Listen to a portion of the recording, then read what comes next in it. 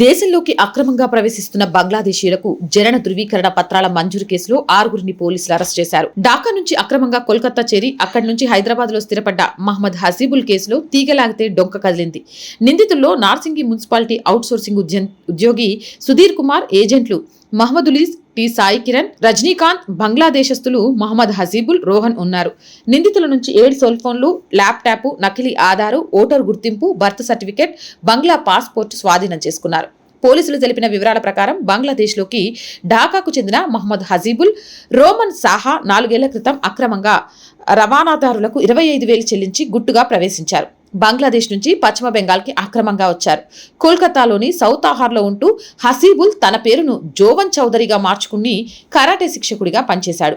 మరో యువకుడు రోమన్ తన పేరు రహాన్గా మార్చుకొని కూలీగా పనిచేశాడు. ఈ క్రమంలో ఫేస్బుక్లో పరిచయమైన మలక్పేట మహిళతో ప్రేమాయణం సాగించిన హసీబుల్ 8 నెలల క్రితం ఆమెను పెళ్లి చేసుకున్నాడు. ఆ వెంటనే హైదరాబాద్కి మకాం మార్చాడు. ఆన్లైన్ ఫుడ్ యాప్ల్లో డెలివరీ ఏజెంట్గా పనిచేస్తున్నాడు. స్థానికంగా ఉండే పాన్ షాప్ యజమాని మహమ్మద్ ముఖీద్తో పరిచయం పెంచుకున్న హసీబుల్ తనకు స్థానికత విషయంలో ఇబ్బంది రాకుండా నకిలీ పత్రాలు కావాలని కోరాడు.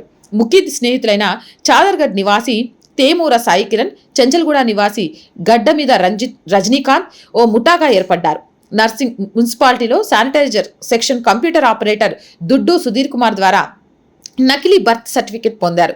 దాని ఆధారంగా నకిలీ ఆధార్ కార్డు, నకిలీ ఓటర్ ఐడికి దరఖాస్తు చేసుకున్నారు. మరోవైపు కోల్కతాలో ఉన్న హబీబుల్ స్నేహితుడు రోమన్ కూడా గత నెలలో హైదరాబాద్కు వచ్చారు. హబీబుల్తో పాటే మలక్పేట్లో ఉంటున్నాడు. విశ్వసనీయ సమాచారం అందుకున్న టాస్క్ ఫోర్స్ పోలీసులు వారిని అదుపులోకి తీసుకున్నారు. నిందితుల వద్ద నుంచి నకిలీ ఆధార్ కార్డులు, బంగ్లాదేశ్ పాస్పోర్ట్ జిరాక్స్, 7 సెల్ ఫోన్లు, ల్యాప్టాప్ స్వాధీనం చేసుకున్నారు. కాగా నకిలీ సర్టిఫికెట్ జారీ చేసి అరెస్టైన కంప్యూటర్ ఆపరేటర్ సుధీర్ కుమార్ జారీ చేసిన సర్టిఫికెట్ ని రద్దు చేస్తున్నట్లు నార్సింగ్ మున్సిపల్ కమిషనర్ కృష్ణమోహన్ రెడ్డి తెలిపారు. ఆర్థికంగా సపోర్ట్ చేయాలనుకుంటే సబ్స్క్రిప్షన్ పక్కన జాయిన్ అనే బటన్ ఉంది. 1 to 5 లెవెల్స్ ఉంటాయి. ఏదో ఒక లెవెల్లో సపోర్ట్ చేయండి. లేదా స్క్రీన్ మీద గూగుల్ పే, ఫోన్ పేతో పాటు అకౌంట్ డీటెయిల్స్ ఉన్నాయి. అలా అయినా సపోర్ట్ చేయొచ్చు. వ్యాపార ప్రకటనల కోసం అలాగే ప్రజా సమస్యలు తెలియజేయడానికి 8328500576 నెంబర్ని సంప్రదించండి. జై హింద్, జై భారత్.